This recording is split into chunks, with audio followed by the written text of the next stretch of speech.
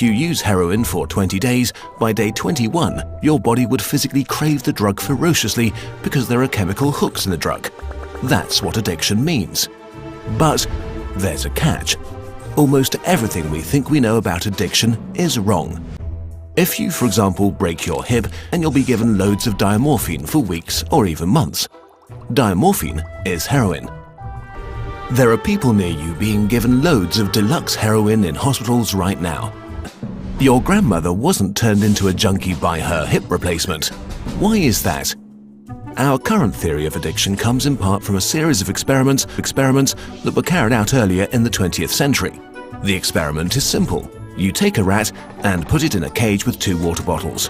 One is just water, the other is water laced with heroin or cocaine. Almost every time you run this experiment, the rat will become obsessed with the drugged water and keep coming back for more and more until it kills itself. But in the 1970s, Bruce Alexander, a professor of psychology, noticed something odd about this experiment, so he built Rat Park, which is basically heaven for rats. It's a lush cage where the rats would have colored balls, tunnels to scamper down, plenty of friends to play with, everything a rat about town could want. And they would have the drugged water and the normal water bottles. But here's the fascinating thing. In Rat Park, rats hardly ever use the drugged water. None of them ever use it compulsively. None of them ever overdose. But maybe this is a quirk of rats, right? The Vietnam War. 20% of American troops in Vietnam were using a lot of heroin. People back home were really panicked because they thought there would be hundreds of thousands of junkies on the streets of the United States when the war was over. But a study followed the soldiers home and found something striking.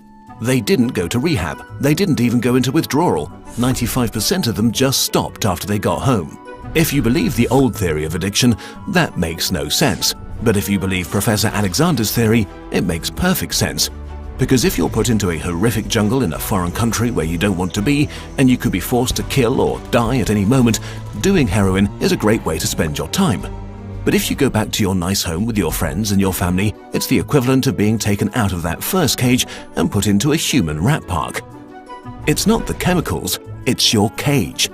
We need to think about addiction differently.